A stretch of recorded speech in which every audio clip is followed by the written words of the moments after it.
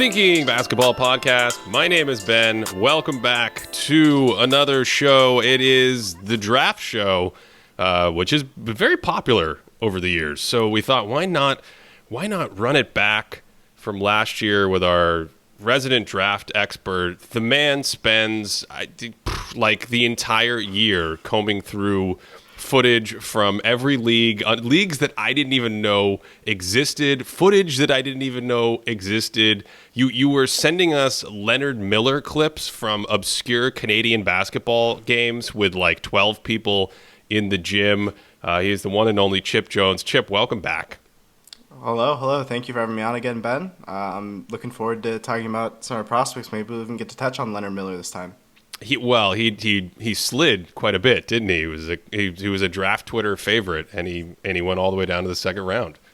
Yeah, but at least he got drafted this time. Last year he was getting the hype, and then he ended up pulling out. This year, at least we got to at least see him get his name called and hug Mark Tatum for a very, very long time. He went for like a 20-second hug. So last year we started the show by discussing the value of draft picks. We talked about that a little in the last episode with Cody, but I just want to reiterate something that we level set sort of the expectations on last year, which is that at the top of the draft, you really only expect a couple players to ever be stars. You know, the average draft might like have 3 or 4 stars or something.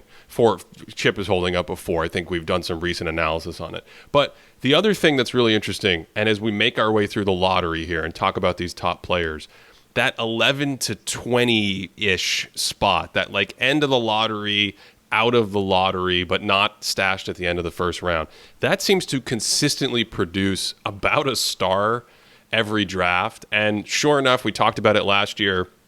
We talked about some players who were candidates for that. And now a year later, looking at that, there's still guys who I think fit that bill going forward. And Jalen Williams of Oklahoma City is already kind of creeping into that space of like, oh, okay, here comes another one that we didn't really see. We talked about how he had an atypical draft profile. He's a unique player. He's a very unique player. So we will keep that in the back of our head as we go through the draft today. Do you have anything you want to add on that before we start ramming through new NBA players after last night's draft? Yeah, no, I think you covered it pretty well. I think like the two things that I always like to add as perspective when we start like draft coverage is that on average like 20 guys actually like stick and play rotation minutes past their like rookie contracts, and like 4 are all-stars. So we got to put that into context that like, you know, I know everyone's optimistic, everyone's happy, they're excited, but your guy, you gotta be a little realist, a little bit pragmatist. So we're gonna practice some pragmatism here, I think. So with that in mind, I'll try to remember. Maybe you can remind me or just beat me to it. But what we're going to do is try to say a player is a project, a player is ready to contribute right now, or a player is essentially good right now. We want to put them in 3 different buckets. And by good, we don't mean an all-star, but we mean these guys that come in, they play right away. They're capable of a lot of skills that map to the NBA, even if they're not top 50 players as rookies. When we say ready to contribute, that's someone who is potentially in and out of a rotation, and then a project. Just they could be the best player in the draft down the road, but it's just the idea that when you go to turn on your team's first game this fall, and you're like, now wait a second, our 8th pick is in the G League. What's going on here? That's just because he's a project. So we're going to try to level set with those descriptions as we go through. The other thing that's different this year, Chip, is I was lucky enough to do some coverage on some of the top picks, Victor Wembanyama, Scoot Henderson specifically, and then, you know, some of their teammates and some guys in the league that they play against I got to see as well. So for those 2 players, NBA app has a profile on Scoot, a profile on Wemby, and then we just did sort of there was too much Wemby for me. It was amazing. I got really into the French League playoffs. So there's a video on YouTube as well if you haven't seen that. So we'll point people in that direction, but you have not on this show talked about Victor Wembanyama. He went first. What are your really quick thoughts on sort of the expectations that have been placed on him, and now that we know he's going to San Antonio, what we might see, let's say, in his rookie year? Yeah, I mean, I think the expectations, obviously he's very good. I'm not gonna hot take out here and say Victor Wembanyama is not good. He's definitely great. I think San Antonio is a great landing spot. I mean, it's hard to find an organization with a better track record of developing players, and not only developing players, but developing stars, like number one picks, and really helping them kind of capitalize on all that potential they have. So, I mean, I think in terms of fit, it doesn't really get much better than that, surely. I think year one, there's going to be a lot of defensive impact. It'll be interesting to see where the shot ends up. I think that's like the big thing. If year one's going to be like crazy, it's going to be because he shoots well. I think there's a little bit of a misconception because everyone watched those G League scrimmages at the start of the year. Those were like really hot, and he shot like the lights out, and then he went back to France and shot like 27% from three. So he's not actually like that great of a shooter yet, but he has a very good touch. But I definitely think as like a play finisher, as a passer, and as a defender, he's going to be super impactful, and Spurs are going to win a lot more games than they did this past year. Yeah, I'm really excited to see the trajectory of his defense across the rookie year because you have some learning period when you play like your first 30, 40 games in the league, adjusting to the speed, adjusting to the schedule. I love his mentality and approach to basketball. And even in his recent interview on the JJ Redick podcast, if you haven't heard that, I recommend it as a great listen. And he did it last night at the draft. He talks about how he wants to learn quickly. I want to learn. And that's just the mentality. Like, how do I continue to grow and get better? And with his defensive tool set, it's to me, it's a question of when, not if, he gets to this like upper echelon of defensive class, starts making all defensive teams, because it's really an incredible defensive package that he has. So Victor Wembanyama, day one. The other thing is the three categories we talked about: project, ready to contribute, good right now. I started thinking about this when I was watching him, Chip, because his plus minus, it's hard to get plus minus in like these smaller leagues, but they play almost 50 games in France, and the team is like notably worse when he's on the bench. I don't think I had per 100 possessions, but like per game, he was like 2 or 3 points worse per game when he went to the bench. And then they were like +6, +5.5, +6 or something as a point differential. And of course, he was ultimately selected as the MVP of that league. So it's like sometimes we see players, and I've seen a lot of comments, especially on some of the videos I put out about like, he's a bust. He's this version of some other European player. You got to remember, to me, the difference between like, here's a guy in a really small league who has all these tools because he's tall and skilled, versus Wemby playing in a much better league and already being good. And I think he's already good because of the things we talked about defensively and with some of his other athletic tools offensively. So Victor Wembanyama, number one to the Spurs. The second pick last night, which I think might have been a surprise to some people. I got a few text messages when it went through. Brandon Miller goes number 2 to Charlotte. Chip, I give you the floor. Is new Paul George? Is that what we're to expect? Yeah, that's very lofty ambitions, especially because according to Brandon, Paul George is the greatest player of all time. So that's comparing himself to Paul George and then saying Paul George is the greatest ever that's quite confident. Yeah, I mean, Brandon could shoot the lights out. He's a really interesting one because like 2 years ago, he wasn't even the best player on his own AAU team, and now he's the number 2 pick in the draft. So it's been a lot of development over the last like year and a half, I think, for him. And I mean, he really can shoot the lights out. One of the big things this year was his finishing wasn't great, but his finishing improved throughout the year, which I think is super cool. The defense is a bit concerning, but overall, I mean, I think he's definitely falling into our ready to contribute category. I want to ask you about the defense in a second, but first, from what I've seen offensively, first of all, he's huge, right? He's a good 6'8", maybe taller. I'm not sure what he measured at. He's like 6'8". Yeah, so to your point about finishing and his shot, he doesn't actually get off the ground that much when he shoots. It's a really interesting thing. It's like kind of a little hop, but he shoots it against defenders. He shoots it moving in different directions. He shoots it off the dribble, off the step back, going sideways. And that connects to that finishing point you made because he's not super vertical despite being big. So it's a really interesting offensive package because if you are legit this good of a shooter, which he looks like, the spacing that you can provide in today's NBA game and the movement shooting, he can move and shoot, catching it and getting it off handoffs in all different directions. That's pretty exciting. But when you start talking about Paul George, who I think is one of the most underrated players of this generation, maybe ever, when you think about like the reputation a guy has versus some of the seasons and career he's put together. Paul George was an amazing defender at his peak. He's still probably a good defender, but I mean, at his peak in Indiana, just a wrecking ball out there, able to switch, is big enough to protect the rim, guard multiple positions, use his length to bother people. Miller looks the part physically, I think thus the comparison, but where do you see him stacking up right now defensively, and maybe like what's the possibility going forward? Yeah, I mean, I think the possibility going forward is that he could be like a neutral to maybe even a positive defender. Right now, he's going to be very, very bad on defense. Like, you give him one move and you're past him, and it's like an Olay defense, as they say. It's not great right now. I think year one, he's really gonna have a tough time on that end. I think Charlotte's probably gonna try and hide him. Okay, makes sense. So, anything else we want to say on Brandon before we move on? Well, we got ready to contribute, so he's in the middle tier. I think we're good on that. Okay, yeah, that makes sense to me.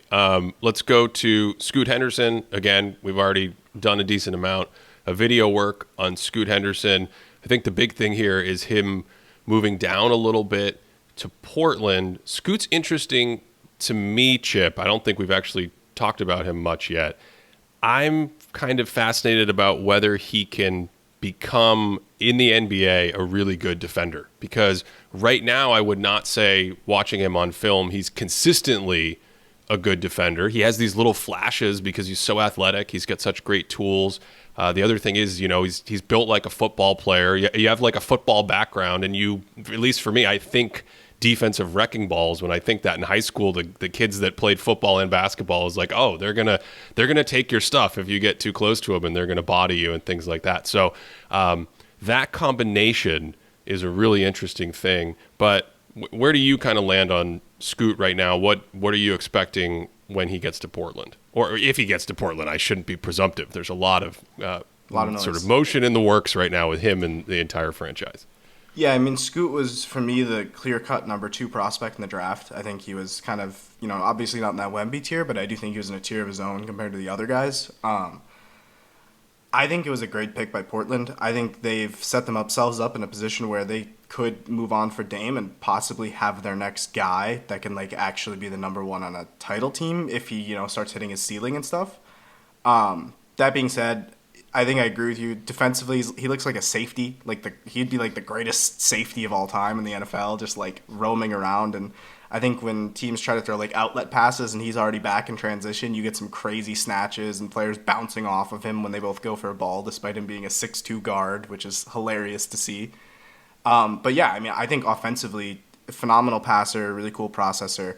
I'm actually interested what you think between are ready to contribute and good right now tiers. Which one would you put Scoot in? Yeah, that's a good question. I think he definitely needs to be thought about as good right now. Okay. Here's where the defensive thing comes into play, and maybe some of his other questions with his shot because he's still so young. When he plays in the G League, he, like Victor, gets to play guys that are better than college players. He gets to play guys that are coming in and out of the NBA. So the first game I watched him play, he plays the Memphis Hustle. There's like 5 players who have played in the NBA last year playing against him for the Memphis Hustle. I don't think that was his greatest game. I always like to look at, like, how do you do against much better competition? But if the shot struggles and if the defense isn't there, then I would put him in the ready to contribute category, meaning if he's on a playoff team, you could see him going in and out of the rotation potentially.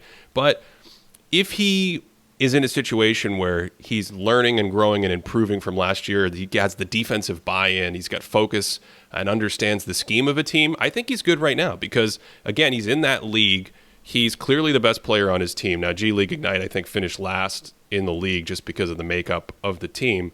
But that's kind of that's my headspace going forward. And it's funny to think about because plenty of players who are asked to be number 1 players offensively, especially guys that are like 6'6" and under, when they take on that offensive load, the defense gets left behind. And so you could sit here in a couple years and say, Scoot Henderson did turn into an all-star. He's a star in this league, but we just don't think of him as a very good defender. We think of him as a really good offensive player. And yet I see this other possible path for him, which is like maybe he never gets to super duper stardom on offense, but man, if he's a good defender and if that clicks right now, I think I'd put him in the good right now category, because I do think athletically and sort of basketball skill and feel wise, he's ready to contribute at the NBA level at that level basically. Yeah, I would definitely agree. I would definitely put him in good right now. I think Scoot's going to be a very. I mean, he was dropping 30 in the G League as a 17-year-old. So yeah. So these next two guys might raise a different question in this conversation. I thought it was super cool to see them drafted together. The Houston Rockets took Amen Thompson, and the Detroit Pistons in the 5th pick then took Azar Thompson, his twin brother, the Thompson twins from Overtime Elite. I have seen them play a little bit. The number one thing that jumps out is just nuclear athleticism. They're like a good, 6'7". Again, I don't have the, anytime you have an official, 6'7". okay, so maybe like 6'6", barefoot-ish. Yeah, sure. Yeah. So anytime you have an official measurement or wingspan or something functional that might help, jump in. But both of these guys, the way they move as wings, like explosive, slippery, wiry. But of course, they played in this Overtime Elite League, so it's hard to gauge. Chip, where are you on them right now? And I'll throw it back at you, because maybe the biggest question in my head is, on our scale of like project to ready to contribute to good right now, how do you feel about these guys? Yeah, I actually would. I think a lot of people would throw them in project, just from looking at like optically playing in the Overtime Elite League, and kind of, both of them are kind of non-shooters at this point. I would actually throw both in ready to contribute, like day one. I think there's a chance that, like, especially Asar could be good right now, just because he's a bit further along as a shooter, and he's got more of a, basically, Amen and Asar, despite being twins, they're slightly different players.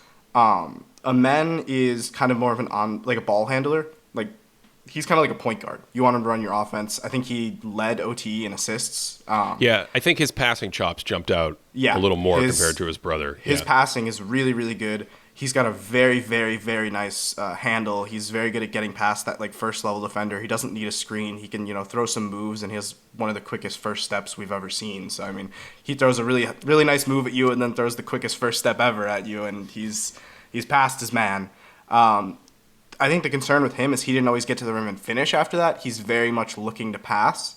And it's one of those things where he's not a great shooter, and sometimes those players that aren't great shooters, they then don't want to go to the free throw line because they're not good at shooting those free throws. So then they develop this very contact-diverse finishing profile.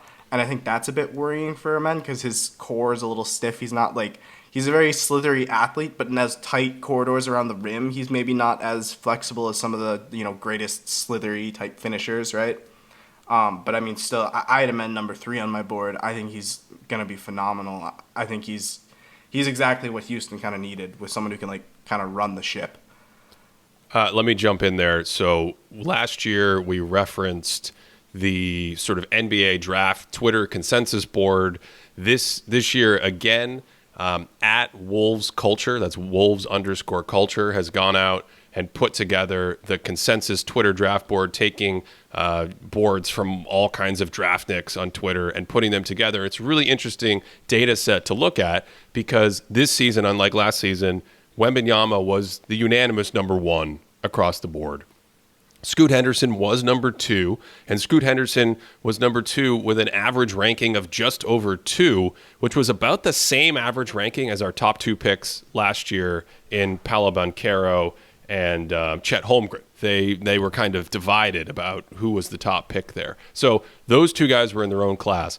Then we have a drop to the next tier, and Amen Thompson and Brandon Miller were in that next tier basically by themselves, and his brother was down at 7th. So that's a good segue to his brother and maybe some of the differences in skills between him. Yeah, so the first thing that jumps out with his brother is he's not as confident of a ball handler. So that's kind of where the Amen, like, his big appeal. I mean, every team needs someone who can handle the ball, right? So Amen being a ball handler, that's like his thing. Asar doesn't have that, so he has to rely on more like ancillary skills. So he's not as good of a passer as Amen, but he's still a very, very good passer. He's a phenomenal passer. He's an incredible athlete. He's a great defender. So I think you look at those kind of connectory, like those guys in league history who have been like some of the best athletes in the league. They're phenomenal defenders in the wing, and they're also like incredibly smart passers and processors, and they're nightmares in transition to deal with. That's kind of what you're looking at with Ausar. It's kind of like if he kind of hits his ceiling outcome, and his shot was not that bad towards the end of last season. He started shooting pretty well, and OT has really good shooting coaching. So even though the games weren't necessarily as high quality, their off the court coaching was very good. So I think with him, you're looking at like a supercharged role player, which could be kind of exactly what Detroit needed. With either of them, but I'm especially interested in your thoughts on Amen here. Do you think right now the combination of live dribble processing and passing chops is going to produce plays in the league where if you're attacking closeouts, you beat your man off the dribble, or maybe even you're in a delayed transition situation, anything getting you downhill, is that combination of like live ball handling and passing vision, is that enough where we're going to see right out of the gate, like, oh, these are really nice assists in these dynamic situations, whether it's a spray or a laydown pass or whatever? Is that something we should expect from them? You know, they're put in a position now in the league where so often you're attacking, you get a handoff, you're attacking a closeout, and you have to make that read. 100%. Amen and Ausar each of them would have been the best passer in last year's draft class. They were the best passers in this year's draft class, and they would have been the best passers in next year's draft class. They're very, very, very good passers. I love it. I love hearing this. Anything else on these guys before we move on to the next pick? Yeah, I guess the only thing I'd add is just like a little bit of the off-court profile. I think people, when they see the OTE, it's not as serious, and they kind of think, oh, these guys aren't as serious about. They're more serious about basketball than like anyone in the class, maybe outside like Wemby and Scoot. Like they're some of the most serious about basketball guys there. They don't mess around off the court. They just hoop. They're like very, very serious about their craft.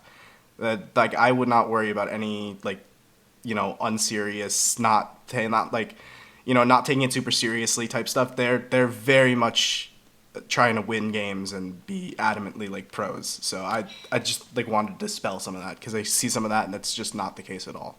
So project maybe ready to contribute would be the expectation.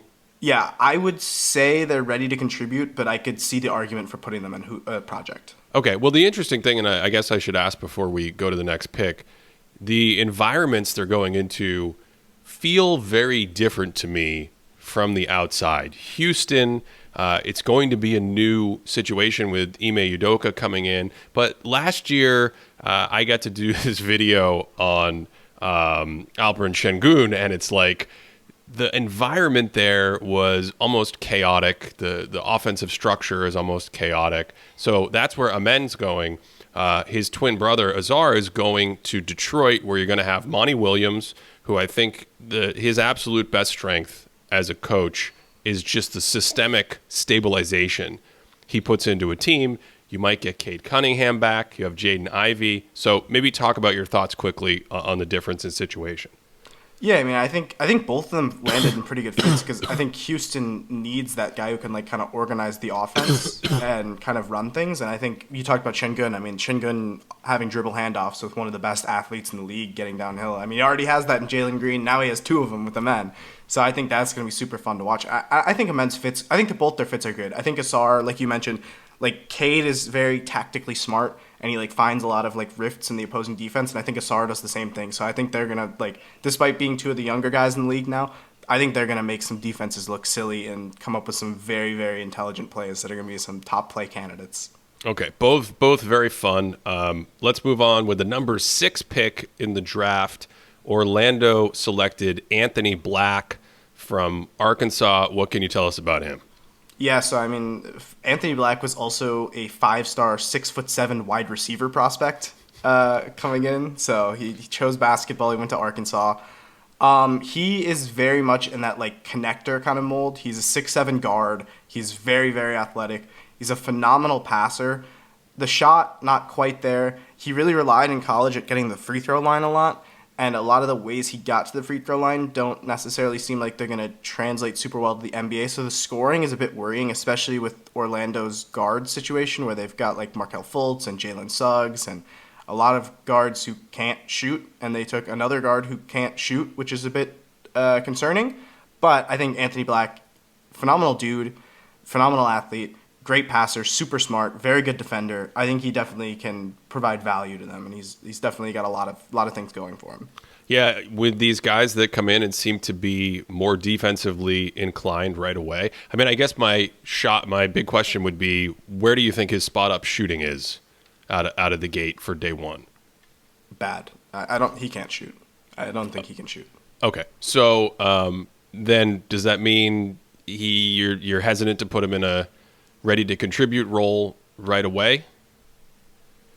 I think he's ready to contribute just because he's really smart and he's good on defense and he's gonna like pass, and I think they'll have him run some pick and rolls and he'll make really smart reads, and he's very good at like pacing himself and putting his defender on his back hip and kind of reading and stuff. So I think he'd be ready to contribute, but I also could see the argument for project. I was a lot lower on Anthony Black than 6th, so I'd probably still put him in ready to contribute, but I can see the argument for project. We should point out that he was 10th on the NBA Twitter consensus draft board. Yeah, his average slot was 10th. He was 10th. The highest position anyone had him in was 4th. So in a sense, Orlando disagreeing with the draftniks of Twitter here and taking him at number 6. But I'm fascinated by players with his build and his defensive chops, and he's just kind of seems like he's got a high motor when he's out there and things like that. So that can, I think, translate well to contributions as a rookie if some of the other things click, basically, when you're out there. Okay.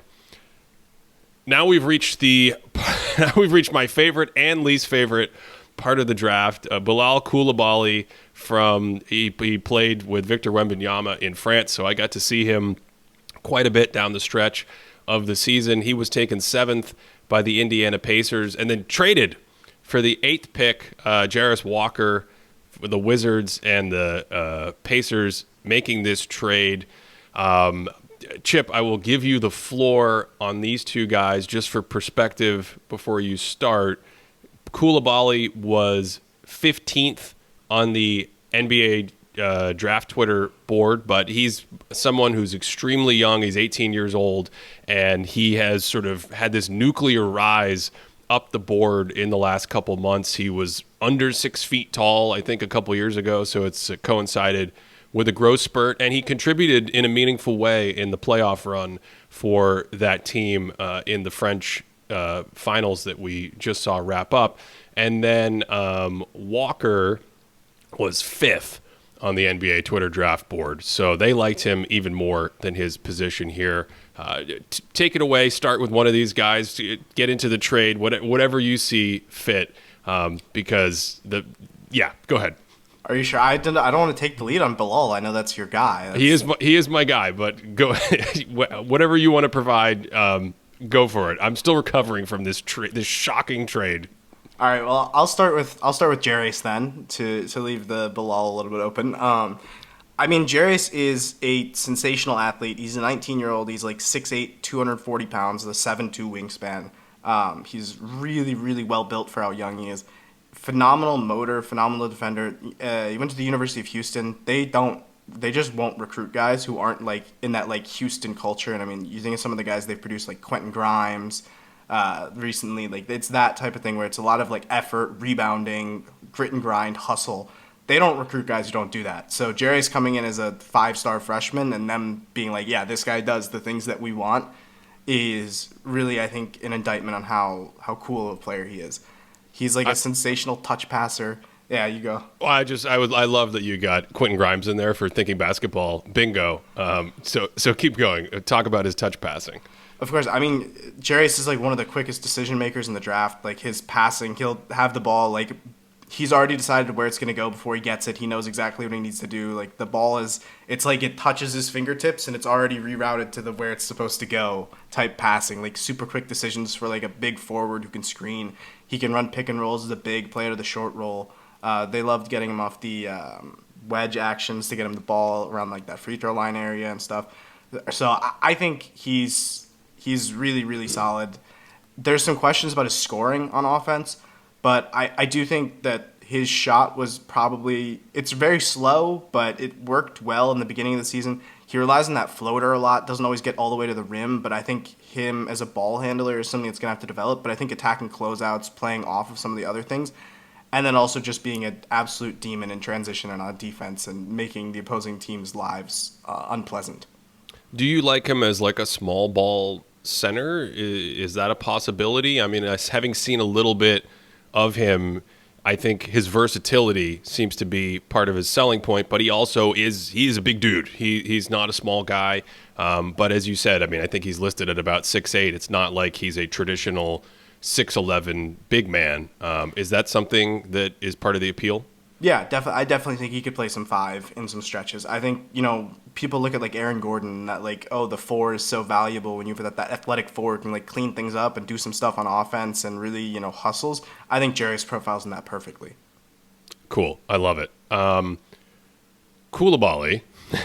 Actually, before we move on to Koulibaly, with Walker, what category do you want to put him in? Do you think he's ready to Good contribute? right now. Good right now. Good. I love it. This is what we're here for, Chip. Good right now. Okay, so we expect him to be playing and helping Indiana this season. Yes. Love it. The opposite end of the spectrum, I think, is true for someone who I've been fortunate enough to see a lot and become quite fond of. Koulibaly, I will still let Chip lead the way, but the thing in my head that I want to share that I just jumps off the page when I see him, jumps off the screen, his movement patterns. He's a good like 6'6". Actually, he measured himself, and I think his barefoot height was 6'6.5". So we are talking about a very long 7 foot plus kind of wingspan, very wiry, but he's very quick, very smooth. And it took me a while to figure out, like, I've seen this guy move before at this size. And the person I was thinking of in my head is Scottie Pippen, who, of course, was one of the great players ever and one of the great defenders ever. And Koulibaly just has that pop on both ends of the floor. He's got the potential, I think, to be quick off the dribble on offense and to be devastatingly good as a wing defender if all the boxes are checked. But he's young, and I think we're still talking about a project. So, Chip, you've done deeper work on him. What else can you tell us about him? Yeah, Bilal's definitely a project. So his rise this season kind of started with, at the beginning of the year, he was not on draft boards like at all. No one knew who he was. And then he started dominating the French under-21 league. I think he was averaging like 22 points, like 7 rebounds, 3 assists. He was just absolutely killing them. Started getting some chances for the senior team, and then started doing really well in those as more of like a role player, less of like the on-ball dominant star he was in the under-21s. Contributed for them in the playoffs. So, I mean, he's definitely very good. Definitely a project, though. He's 18. He's got this really big frame and these cool movement skills, like Ben mentioned, which are incredibly cool. He's so fun to watch, just like move around and jump. And he's pretty explosive. Because usually you get those guys who are super flexible and have the crazy movement skills. Not as explosive. He's pretty explosive. He's got a lot of pop around the rim. Bilal, I think, on defense, he's still 18. He's still skinny, so he's not super physical, and I think that can kind of hold him back sometimes. And then I would say on offense, he can't shoot, which is obviously a bit of a problem. And then he's pretty right-hand dominant. But he's a really skilled ball handler. Well, not really skilled, but he's got some pretty solid ball handling stuff. He's a pretty smart passer. He's just really smart at picking his spots and knowing where to go on the court. He processes the game really well, and you can kind of tell that he's still learning, but you can also tell that he's very smart by watching him play. The shooting thing is interesting, of course, because it's such a big skill in today's game. It's a big deal for a wing defender. It's a big deal for someone who's potentially a wing player who's potentially an elite defender. You know, you look at like Herb Jones and players like this.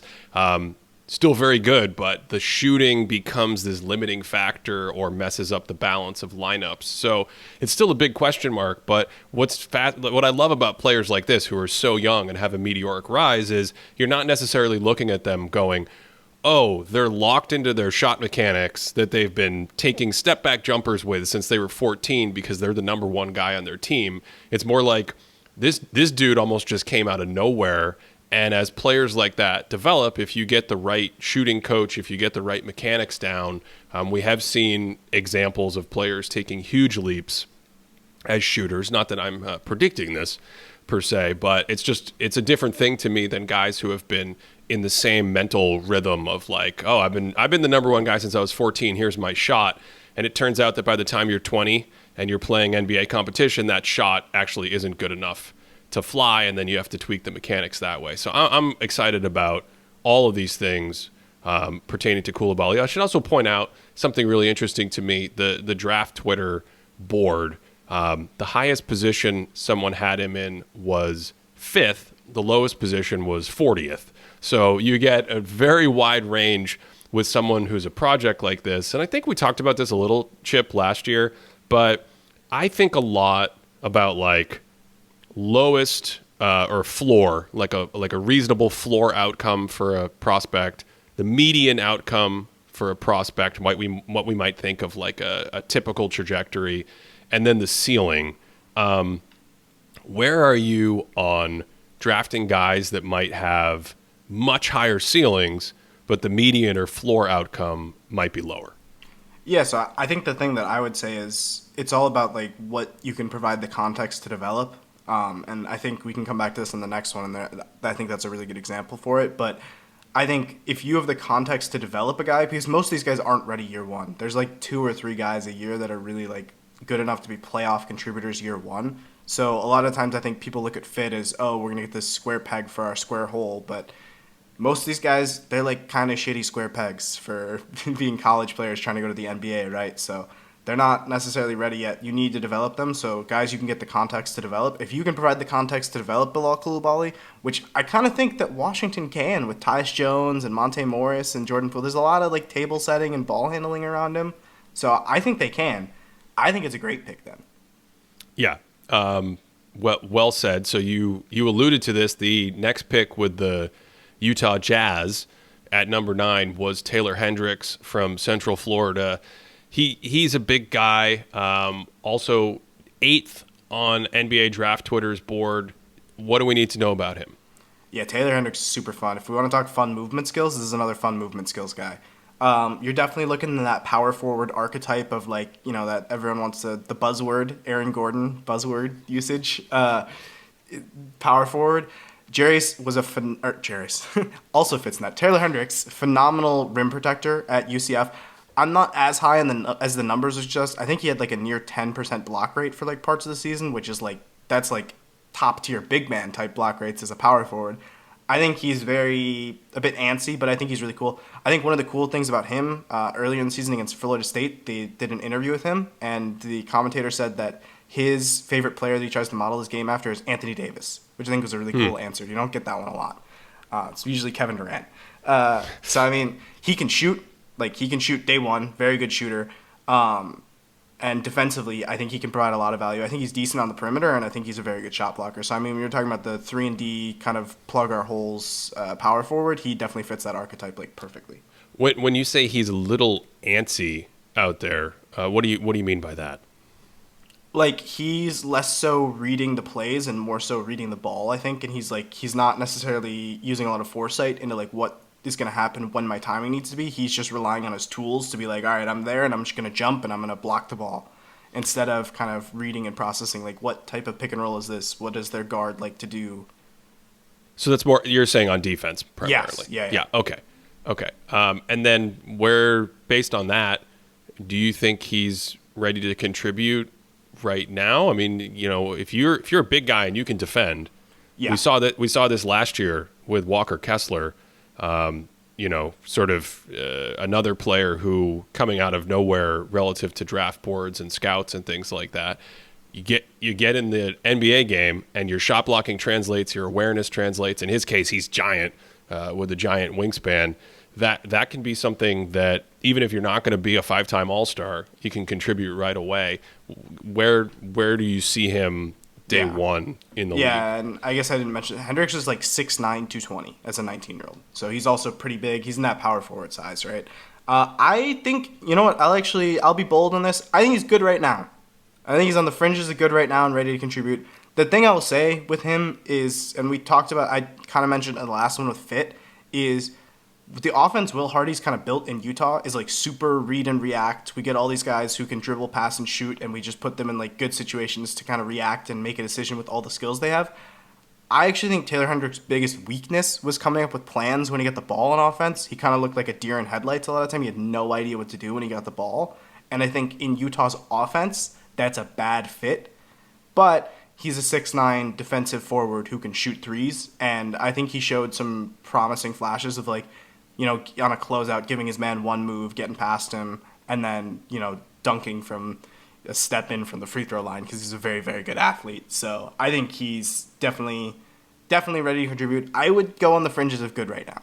I love the boldness, especially given the situation in Utah with some of the lineups that Will Hardy will run out there and maybe some of their playoff aspirations this season. But I mean, the other side of this that we should mention, it's worth stating explicitly, it is so much harder to make that accurate decision for every player in terms of like, where is he right now before you get to see them play NBA competition. So even for me over the years, seeing guys in summer league, I've seen the number of guys in the last like 5 years alone I've seen in the first summer league game, and you go, okay, he's good, he's not that good. And then you go check their draft position and it's like, wait, the good guy was taken 21st because that information that, from his season from like March and April is already almost stale the second you get to see them play this competition. So I love the boldness, Chip. I appreciate it because I think, getting these sort of mappings from where they are when they're in college or their pro league before they get to the NBA, trying to figure out where guys are going to be 6 months later, it's really a difficult task. With that said, someone from I was going to say Kansas was taken next. The next pick was back to the Magic, Michigan, big-time college basketball, a familiar household name. Not the next pick. Am I reading the pick wrong? I am getting the pick right. Yes, this is great. This is fantastic podcasting. I'm not Jason getting the pick. Wallace, Kentucky. I skipped the pick. Thunder. I skipped the pick. Okay, yes. Thank you. The 10th pick is the Mavericks.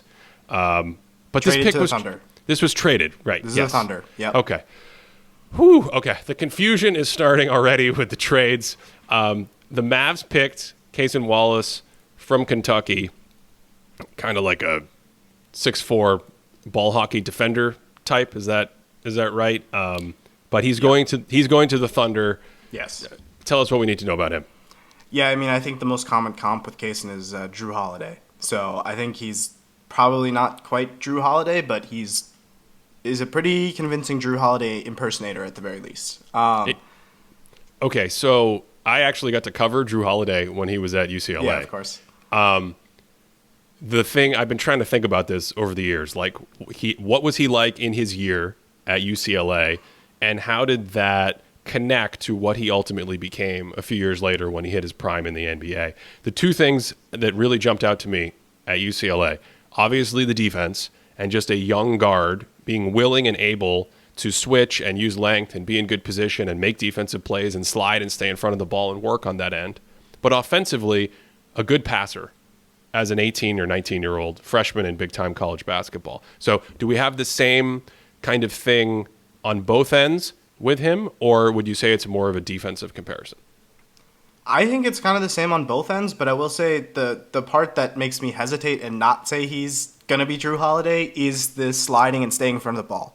There's some technique stuff on ball on the perimeter that's not great, but like his processing, like sometimes Kentucky would have pick and rolls in possessions where they would have different bigs, and the different bigs on the court would run different PNR coverages in the same lineup, and Cason would be at the point of attack, and he would know which big was behind him in the pick and roll and switch which coverage he was running based off the big that he was paired with for that pick and roll, and like the same possession. Like he would run like I go over the screen and a drop, and then he would run like a ice in the same possession, just flipping as a 19-year-old, which I think is super, super cool to see. I think he's super smart defensively. He's got really good athletic tools. He's got a lot of vertical pop for a guard. He's got a long wingspan. Just like super toolsy, smart defender. And on offense, I think he started showing more towards the end of the season. I do think he's a good passer. He's more of like a combo guard, shooting guard type kind of on offense. He's not like a gunner, but he's clearly not like a point guard, which I think a lot of people would kind of say about Drew as well, especially early on. But I think his passing is pretty solid. I think he can shoot well at by the shot, and I think he showed a lot better job getting downhill at Kentucky towards the end of the season. I love it. I love it. Yeah. What are the shooting indicators for him right now? I think he was 37% on threes this year, and then I don't know what his free throw percentage was offhand, but I can pull it up in a second. Okay. Well, Chip does that. I will mention that since I couldn't get the order of the draft right for Wallace, he was ninth on Twitter's big board and was as high as third. There are only a couple players who reached that. Obviously, our top picks from Wembanyama, Scoot Henderson, both Thompson twins, Brandon Miller, Walker, and one other player who we will mention was as high as third on all of these draft boards across the sort of Twitter draft universe. And Wallace was the last player that was slated that high by someone in the Twitter draft community. Do you have his shooting splits? I do, yes. He shot 34.6% on 7.4 attempts per 100 possessions. He was 75.7% from the free throw line, but he was also 35% on catch and shoot threes. So he's 35% on the catch, like 75% from the free throw line. I think overall, I think he's a solid shooter. Okay. I think he'll shoot. I am a big fan of the shooting indicators and splits, but another thing that sometimes gets lost in that discussion is, especially with young players, I'm looking at how they get into the shot, I'm looking at the technique, I'm looking at the feet, you're thinking about their age even, because the older you get, in theory, the harder it is to change your shot. So just something to keep in mind when we share shooting indicators. Yeah. He was also 45% on long twos, which long twos, especially with 19-year-olds, is often a very, very strong indicator because a lot of times they're not strong enough to get those full threes without like kind of messing up their form. He was 45% on a pretty solid volume. That's such a great point, because the other thing that does, especially when you have this shorter line and this shorter season, is it gives you larger samples. So you can say, okay, I can look at the guy's shot from 22 feet, but what if I just look at all of his shots outside 15 feet? All of a sudden I have 300 or 400 shots, and I kind of can get a better idea of whether he was lucky one way or the other on his three-point attempt. So that's a great call-out, Chip. Now, finally, I believe we're ready for the 11th pick, Orlando's second pick of the lottery, and they took Jet Howard, the familiar name, the son of Juwan Howard from Michigan. And is he the shooter that the Magic need? What do we need to know about him? Yeah, Jet can definitely shoot. Jet's known for his passing is pretty underrated. His passing's pretty good. He's known for being super fluid athlete at like 6'7", 6'8", and just having a very, very nice handle. He has got some crazy crossovers and stuff in his quote unquote bag, and being a very good shooter on top of it. He's very much a wing who can create his own shot and can pass pretty well, and definitely is very much a shooter and very much a ball handler. Interestingly, Draft Twitter had him 19th on their consensus board, and the highest placement anyone had him was 9th. So do you think this was a situation where the Magic just like him and you see a lot of potential for him as a player? We know Orlando's a young team, so the timeline allows for development. Or do you think they were looking for a shooter? Because I'm not sure if anyone out there has seen the Magic lately, but they are not a team of outside shooters. I think if they were looking for a shooter and they passed on Grady Dick at that point, they made a very weird connection there. I had Jet, I think, 14th on my board, so I don't think it was like a reach by any means. I think this was his range, and I think they got a guy who can create shots and play without the ball and keep the ball moving on offense. I think they got a really good player. Is he more on the project side, or do you think he's going to be part of this rotation that the Magic have? I mean, I think they have aspirations with their young players growing to be much more competitive this season. Where do you see him fitting in? I think he'll be a part of the rotation, but I think he's a project. Okay. I like it. The next pick at number 12, this was part of that trade, I think, right? Was he traded back to Dallas? This was the OKC Dallas. This is the Case and Wallace got swapped. Yeah, a lot of swapping to keep track of. This is Derek Lively the second. Yep. From Duke University. He's a big man, a true big man. He's a huge dude. What do we need to know about him? Yeah, Derek Lively is probably the biggest case this year of in-season development. At the beginning of the year, he barely even played. He wasn't playing, and it kind of looked like he might not even get drafted. And then throughout the year, his pick and roll defense, his drop coverage, was probably the single greatest in-season development of this year, and probably the single greatest in-season development of the last few years. He really started to thrive as a drop defender. So I mean, he's a big man. Dallas, I think, drafted for need here. They needed a big. I don't think you can blame them for taking the best big on the board. Really good in drop coverage. Showed some flashes as a passer. He didn't really do much on offense away from the rim. He's very much like a rim runner on offense at this point, and that's kind of it. He's pretty thin, but I think he's got the potential to be a very, very impactful pick and roll defender, and you can't go wrong with that. Can he catch lobs? Can he set screens, roll down the paint, and get above the rim and catch lobs? Well, he's pretty thin, so I don't know about the setting screens part, but he can catch lobs. I do believe in his hands. Okay. I'm asking for the obvious elephant in the room, which is that he's going to get to play with Luka Doncic, and if they need a big man who can defend and get minutes, I think it's very much going to be a fit situation in that mold where if you can be the rim runner, we've seen them use an undersized Dwight Powell in this position, but the screening side of it is really interesting. Does he just need to hit the weight room? Because the understanding the screening dynamic with a pick and roll operator like Luka is, I don't want to say half the battle, but it's probably a quarter of the battle. You need to understand the angle, you need to understand how to flip it, and that gets you free down the paint into space for the pick and roll game that he's so incredible at running. Yeah, I mean, I think he just needs more time to practice the technique because, I mean, in the NBA, you get to set illegal screens pretty often, so he just needs to start setting illegal screens like everyone else does, and I think he'll be good. So you're saying he should study some Bam Adebayo film? Yeah, he should be in the Bam Adebayo, Draymond Green, Kelly Olynyk school of screening. Yeah. I think it's time to talk about shooters, right? Did we get to the shooters row part of the draft? Yes, we did very much get to shooters row. With the 13th pick, the Toronto Raptors take from Kansas Grady Dick. He was 11th on the Twitter draft boards. And Chip, tell us what we need to know about him, and especially, of course, this shooting element. Yeah, I mean, Grady is a sensational shooter. I mean, he really, really, the shot diversity, everything, he is going to be a knockdown shooter in the NBA for 10 years. Going to be one of the better shooters in the league.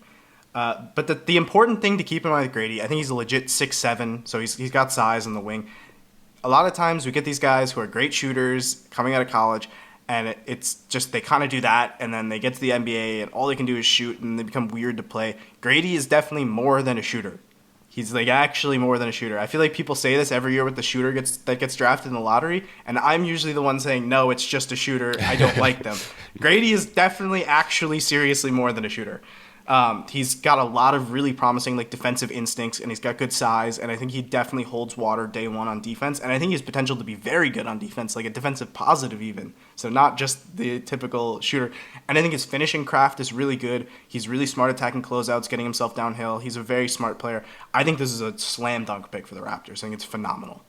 Would you say he's ready to contribute right now? Yeah, definitely ready to contribute. Okay. So with the pick right after him, we get Jordan Hawkins from New Orleans, or he goes to New Orleans. He's a shooter from Connecticut, but this is a different type of shooter and player and build, I think. Tell us about Jordan. Yeah, Jordan Hawkins is one of my this happens to me a lot where I pick up on a prospect. Freshman year, Jordan Hawkins played 8 games at 10 minutes a game. So he played 80 minutes. And I was like, this guy's got a lot of potential. He could be really good, even though no one wanted to take him serious as a prospect. And I came in the next year, I was like, yeah, dude, late first round, I love Jordan Hawkins. He should be a legit prospect. And now he's in the lottery. And that's very high. They've gone past you is what you're saying. Yes, I've been lapped. Yeah, I've had this happen as well, by the way, on many an NBA player who Shea Gilgeous-Alexander is the most recent one that I can think of. Like, I was like, I love him, I love him, I love him, I love him. And then you wake up and people are like, Shea is a top 10 player. And I'm like, I don't love him as much as you do, apparently. So go ahead with Jordan. Yeah, I mean, obviously, if you watched college basketball season, he was probably the best or second best player on the best team in the country. UConn won the national title, so that's always really cool. He is a sensational shooter. I mean, I talked about Grady, like, waxed about his shooting.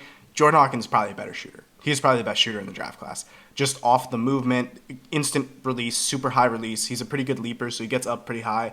Just like a super quick, lightning quick release. Can shoot off movement, doesn't matter. Shoot off the dribble, off the catch. The questions with Jordan Hawkins are he's 6'5", 180, so he's pretty small. He's pretty slender. Defensively, he like gets over screens well and fights well, but I think like in terms of playing really physically on defense, he's going to struggle. And then he doesn't really get many assists. He doesn't really rebound the ball super well. He doesn't get a ton of like steals and blocks, so it's kind of just the shooting at this point. I don't really buy much of the self-creation stuff on offense. Coming off like dribble handoffs and shooting, I think it'll be great. I'm not sold on a lot of the other things, so I was probably a bit lower on this pick. I didn't love it, but I do think he can definitely impact the game as a shooter, and I think he can develop into being good on defense and other things, but right now I'm a bit questioning those things. Do you have his shooting numbers offhand as an elite shooter? And while you pull those if you need to, the little of him I was able to see, I think the off-ball stuff, and maybe you can talk about him and Grady Dick as well in this mold, just is one thing to be a good shooter. I think the second element is, are you shooting off the live dribble? Do you have that sort of connection to transition from the dribble into a pickup, a gather, and a shot under duress from a defender? Of course, nowadays we have step backs, we have side steps, we have all this stuff. But the third part, the part that I've obviously spent a lot of time creating content on over the years, is off the ball. Are you good at running routes? Do you have good feels for how to use screens and back cuts and pop out? And then that third part of your shooting element, as we talked about with a couple players already, is like, I'm coming off a handoff, I'm coming off a pick, and I'm turning and swinging and catching on the move. Jordan, from what I saw, feels like he definitely has that last element. Maybe talk about him and even Dick and any other shooter in this draft, if you would, in that area. Yeah, I definitely think you're right on like the swinging around, coming off, like changing his body position, shooting off dirty footwork, as they say, like that type of stuff. Very, very good for him. Hawkins' shooting numbers, he was 38.8% on 15 attempts per 100 possessions, which is monumental volume. Shot 88.7% from the line on a lot of it. Was 140 free throw attempts at 88%. So, I mean, he definitely can shoot. On the catch this season, he was 41%. Off the dribble from three, he was 31%, 18 from 58, which I think kind of plays into those self-creation concerns a bit. And then, like we talked about with Kaysen, where he had those off-the-dribble twos, those mid-range shots that went really well for him, Jordan was 34.7% on those, which is not the best. So I think Jordan, I don't know if he's going to be creating his own shots, but in terms of like shooting off movement and stuff, he's probably one of the best shooters in the world. So Okay. And you had your little point about sometimes you're the one saying to pump the brakes on shooters.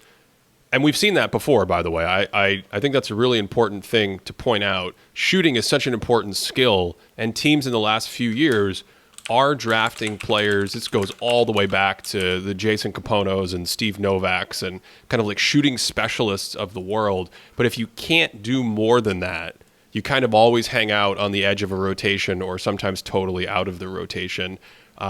Where does he sit in that spectrum? Are you concerned that this is a quote-unquote one-dimensional player as a shooter, or do you think he brings more to the table or has more to grow into? I think he has more to grow into, but right now he doesn't bring a ton more. And I think we talked at the top about expressing pragmatism and saying that on average there's 20 guys that like stick per class. I think I had Jordan Hawkins 26th on my board. So that's out of the I'm very confident this guy will stick range. Yep, he was 21st on the Twitter draft board. So it sounds like on our little 3-point scale, you're leaning more toward project than someone who's ready to come in and contribute right away. Yeah, I would lean towards project on that one. And also, I pulled this up since we did talk about going back to the Grady Dick thing, and I just noticed that Grady Dick shot 23 of 43, 53.5% on off the dribble threes. Okay, that's how many? Does it have the number of attempts? 43. Okay, that's still good though. Even Yeah. though it's a small number of attempts, when you're making all of them, that's a good indicator. Hard to complain there. So I mess this up every year. I think that's the end of the lottery now, right? That is, yes, 14. Okay. If we could get a podcast editor to come in and play some golf claps or something, I've officially figured out that the lottery is 14 picks. So as we talked about, 11 through 20, this like end of the lottery, post lottery period, has produced a lot of good players and some good sort of sleeper stars in the last, I think, decade is the numbers we ran last time. Chip, I'll give you the floor. Who is a player or two, or if you have three you're super excited about, in the next like 6 or 7 picks that kind of jump out to you as someone who could be either really good down the road that you like in that direction, or someone who you just are like, no, this is going to be the dude when we go through Summer League, when we go to next year, he's going to be Jalen Williams. He's going to be in the rotation, and you're going to start talking about how he's a good player right away. What are the names we need to look for here? Yeah, I mean, there's definitely a couple here. I would say the first one that jumps out to me, I want to start with one, but it's impossible to not start with a different one. Cam Whitmore at 20. Okay, yeah, so before Chip even goes, that was the guy earlier I was alluding to that has been mocked, or I shouldn't say mocked, but placed as high as 3 on some Twitter draft boards, and he was 6th overall on the Twitter draft consensus board. So they were very high on him, and he comes all the way down to 20th. What's going on there?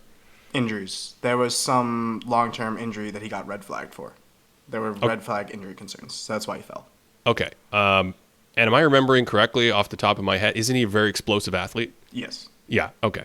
So the injury concerns now are some of his testing numbers and vertical leap footage that I've seen and things like that. Are they post-injury or are they pre-injury?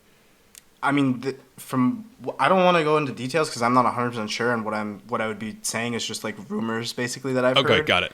But from my understanding, it's like a long-standing degenerative thing. So it would be like during injury, I guess you would say. So there's just a long-term durability concern. Yeah, but I mean, athletically, you're looking at like a Miles Bridges type athletic profile.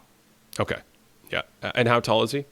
I think he's 6'7" in shoes, so he's a little shorter. But yeah, but I think that immediately pops in my head because he's thick and built well, and just like I think someone sent me somewhere a vertical test where he was just off the like 40-inch vertical or something huge. So just a monster athlete. But what else? I mean, he's the guy who.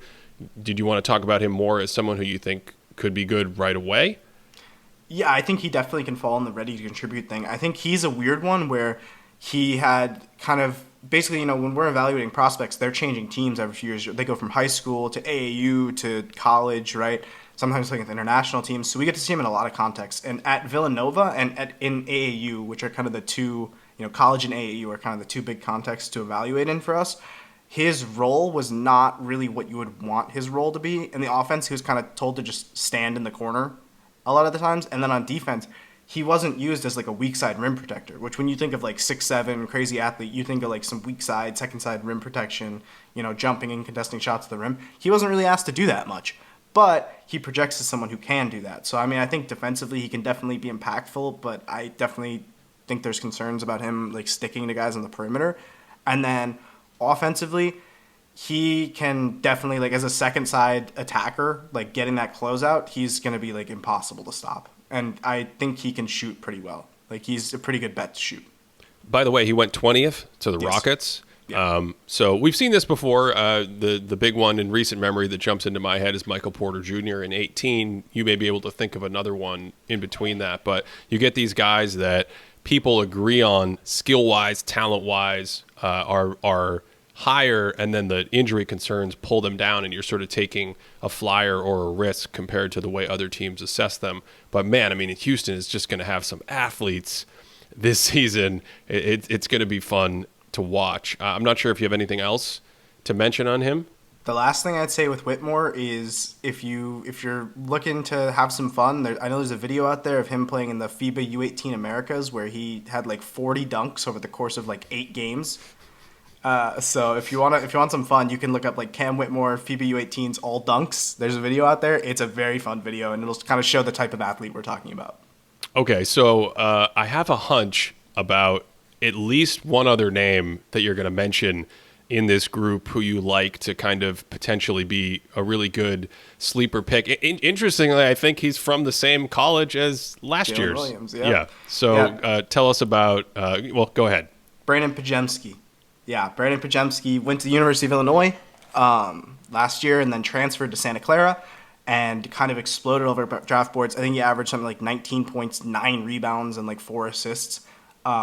I kind of view him similarly like Pat Connaughton, but with more offensive creation, which I think puts you in some very interesting kind of player realm because I think every team kind of wishes they had Pat Connaughton as like a guard who can like rebound and has a high motor and can stick to his guy and also, shoot. But getting one who can also run a pick and roll and take a step back three kind of changes things and takes it to another level. And Golden State is quite the fit for him. I think this is probably, it's hard to argue against Cam Whitmore at 20 for best value, but if we ignore Cam Whitmore falling for injury concerns, I think this was the best value pick in the draft, Pajemski at 19 for Golden State. So are you more excited about him because of that sort of shell that you could just describe that he can grow into where ultimately that's regardless of being a star, that's like a good NBA player who can do all those things plus run pick and roll and plus do some stuff with the ball? Or are you saying that Golden State next season has someone who can be part of the rotation and contribute because he is buttoned up defensively, he does have a high motor, he can shoot? Is that what you're... I would definitely have him ready to contribute. I think he will be in Golden State's rotation come playoff time this year. I love it. Chip Jones, you heard it. The Warriors are going to make the playoffs this year. That was They got Chris Paul. They got so many Hall of Fame guards, Ben. Oh, that's true. They have Chris Paul now. Yes, a lineup of Hall of Famers. Okay.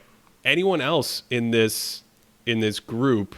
And if you have no one else, I have a player I want to ask you about. I want to get your thoughts on best teams before we get out of here. Best team sort of drafting night. But anyone else in this group? In this range, I would say quick shout outs to Keontae George, the Jazz pick at 16. I think Keontae was kind of I think a lot of people viewed him as like, yeah, he's good, but he's not super exciting sort of thing. But he's very good. He's a good second side attacker. I think as a guard who can kind of he needs to develop more his like on ball stuff and he's a quick processor, but not a good decision maker.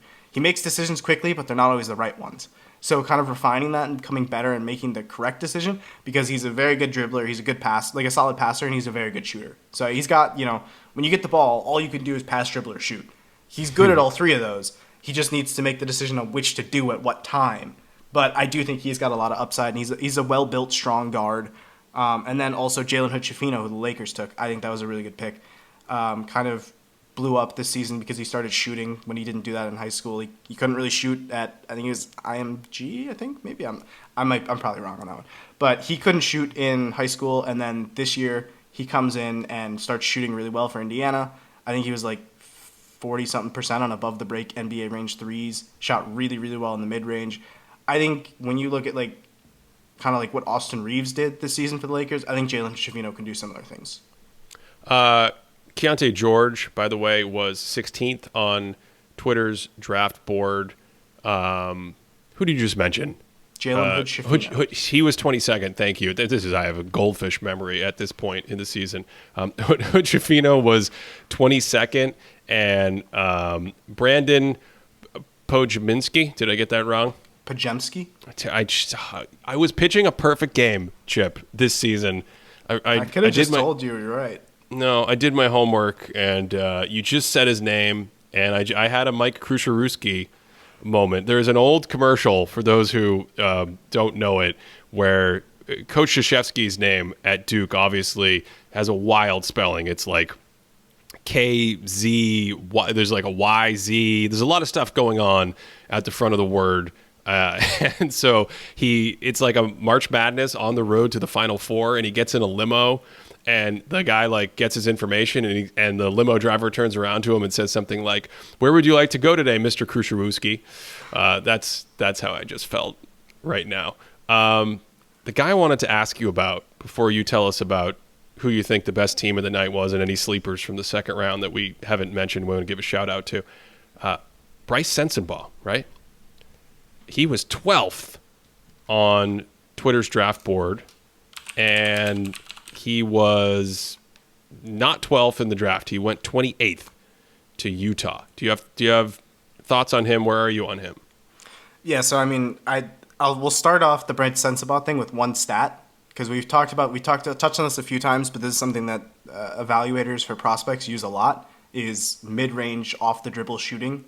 Just generally projects really well. Those guys who shoot like elite numbers from the mid-range usually end up being quite good in the NBA. It's like, if you could pick one stat to project from for like offensive value, it would be like mid-range off the dribble in college. Bryce took 97 off the dribble twos, so pretty solid sample size. Not huge, but pretty solid. He shot 52.6% on them. So, I mean, he's built like a 6'5 linebacker. He's just incredibly strong, built 19-year-old who also is like one of the better shooting touch prospects. He shot 117 catch and shoot threes, shot 44.4%, 52.6% on those mid-range off the dribble shots. So, I mean, he's just an incredible shooting prospect, really good at getting to his spots and getting his shot off. I believe he's also an injury concern faller. Okay. Interesting. But yeah, I think that was an A-plus pick. I think it was Utah, right? Yeah, Utah at 28. A-plus. Yeah. Very good. Well, that's a good segue to your favorite drafts of the night by team. Do you have a couple? I think last year you gave us a couple. This year, give us a couple teams who the totality of their draft, both in terms of the talent and the overall long-term prospects that they picked up, and maybe even the development fit and all that. Like, who do you look at and go, I love their draft? Yeah, well, first we'll start with a shout-out to the Philadelphia 76ers, who did not have a draft pick, but still landed Ricky Council and Terquavion Smith, which I think if you look at the consensus board are probably both top 40 guys. They might even be first-round guys. Ricky Council is 44. Okay. And, sorry, who was the other player they picked up? Terquavion Smith. Yeah, he's 34. Yep. Yeah, okay. So they got two pretty solid prospects despite not even having a draft pick. So you got to give a quick shout-out to Philly. They did really well for themselves tonight. The Warriors, I mean, I talked about Pajemski. I could talk about that one all day. Phenomenal pick. And then they got Trace Jackson Davis, who I don't know. He might be first round on the consensus board. I think probably in the 30s. There are a lot of haters. He's 31. Yeah, okay, he's 30. Yeah. He's 31. But I just want to point out I lied earlier. He's actually another player who was ranked as high as second on someone's board. So there is a huge Trace Jackson Davis fan out there. Now, knowing nothing about him, really quickly. Is that based on his potential? Does he have all these tools that he could grow into? Or is he someone who's like a good basketball player right now and he's a second-round pick because, teams don't see as much growth opportunity for him? He was a 4-year college player who did not attempt a single three and is like 6'9". So, I love it. The 1980s have called, and they are very excited. Yeah, if you watched Indiana's offense under Mike Woodson, I think you would understand. Yeah, Cody would love this because Cody wants more Big Ten action in the show, and we've been hitting on Michigan, Ohio State. Now we're back to Indiana. We have Schifino's Indiana too. This is great. Take it away. Keep going. Yeah, no, Trace. I mean, I think the Golden State is probably like anyone coming into the draft would have said if there's one place that Trace could go that would be like the best fit, it would be Golden State. He's like an undersized plus rim protector, like phenomenal. I think he might have been Big Ten Defensive Player of the Year, probably. I think surely he had to be. Just a sensational defender. In spirit, he was, regardless of who they gave the award to. Yeah. I mean, phenomenal defender and also a very good passer, DHO kind of operator. Really good athlete. Definitely good at like diving, running to the rim, cutting. I think he's just going to be very useful for them. So I think that was at 57 is crazy value. Awesome. Who else with your favorite teams for the night? Yes. I think I'm starting from the bottom here. I guess I think the Timberwolves did well for themselves. They traded into 33 to get Leonard Miller, and then they also grabbed Jalen Clark towards the end. I think that was really good work. Jalen Clark had a lot of first round buzz, and then he tore his Achilles, so he probably won't see him in summer league. But really good defender from UCLA. Probably the best on-ball perimeter defender in the class as a forward, and I think he does a lot of cool things on offense too, even though the shot's not there. I think that was really good. And then Leonard Miller is a draft Twitter favorite. Chip has been a Leonard Miller fan for a very long time. And Minnesota, by the way, did not even have a first round pick. So No. this is all second round work. Yeah, yeah. I mean, Leonard Miller is 6'10", 6'11", forward, really good touch, really cool movement skills, great passer. So, I mean, he does a lot of things really well. He went to the G League Ignite and was very, very good for them this year. I think he was averaging like in the mid-teens in points and like 10 rebounds a game at the G League as a 19-year-old. So, I mean, he produced against pros. He's got the tools and the size, and I think he's got a lot of really cool skills. So I think that was a good pick. Maybe the Naz Reid protege replacement long term. And then I think the other team that I think deserves like definitely an A+ for their draft would be the Los Angeles Lakers. They really, really, really did well for themselves. They got, as we already talked about, Jalen Hood-Schifino, I think was a really good pick.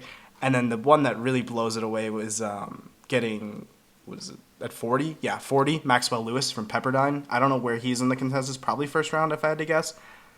Maxwell Lewis. He's 25th, yeah. 25th, okay, yeah. Yeah. Really, really cool 6'7" sophomore shot creator. Just great footwork, really cool movement skills. He's got super long stride lengths, good athlete.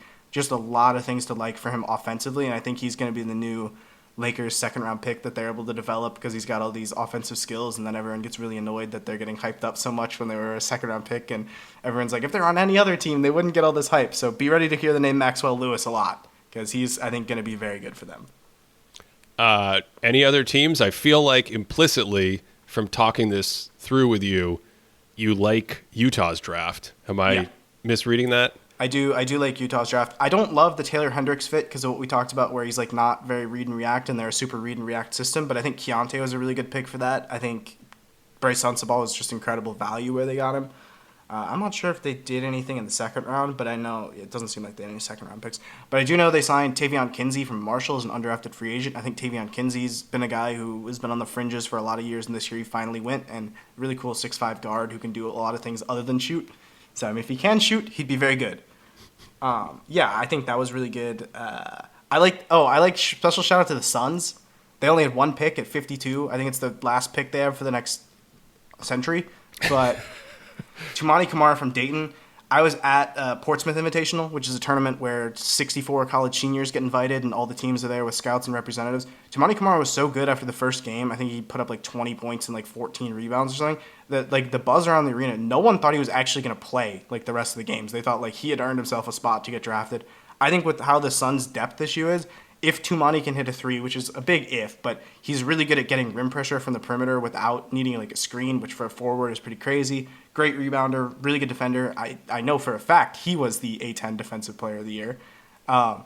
And so I think for him, I think he could play and he could be ready to contribute for the Suns this year at the 52nd pick, which how their rotation is. So I think that was really cool. But yeah, other than that, I think I didn't like picking Brandon Miller over Scoot Henderson, but every other pick the Hornets made I think was really good. So I like that. The Hornets had Colby Jones from Xavier in the second round, I believe, right? He was traded to the Kings. Okay, so who did they end up with? Can you summarize? They have all these picks on the board and many drafts, like Yes. Amari Bailey from UCLA and things like that. Could you quickly summarize who they ended up with? Yes, I believe they ended up with Amari Bailey from UCLA, like you mentioned. I believe they also ended up with Nick Smith Jr. from Arkansas, who was my number 5 rated prospect. They got him pretty late, but yeah, Nick's a fun one. So I think they had Nick Smith, they had Brandon Miller, and they had Amari Bailey. Chip, do you have anything going on that you want to let people know about? Where can people find any of the other cool work you're doing these days? Yeah, I mean, I'm pretty active on Twitter at ChipJNBA, and then I also run a scouting service, so we do draft scouting and post a lot of content on there. We have our big board and a lot of other articles. I know there's a lot of stuff going on about fit. We had our own tool to kind of predict fits for players and what are the best fits, so we have a lot of articles coming up about that, and you can find that on Twitter at Swish Theory or at theswishtheory.com. So that's kind of my stuff, and then I've got some stuff going on at this Thinking Basketball place too. So you can check out Thinking Basketball. This is always exciting, especially with the summer. We get to reboot Chip with a new. He has like a period of time before we start getting all the clips from the next draft coming in. This was great. Thanks as always for taking the time to do this. Really appreciate it. If you want to support us directly, patreon.com/thinkingbasketball. That's the best way to do that. We also have. I think I'm wearing one. Yeah, we also have apparel. If you want to get that at shop.thinkingbasketball.net. Are you lamenting not wearing your? Yeah, I should have worn my Thinking Basketball merchandise. Yeah. What do you have? Do you have a hoodie? I have a T-shirt. It's How do you very like the T-shirt? soft. It fits well. It's very good. You should buy it. if you want. I don't like demanding that people go make purchases like that. So patreon.com/thinkingbasketball. Thanks as always for listening to this one. Hope you enjoy it. And of course that you are having a great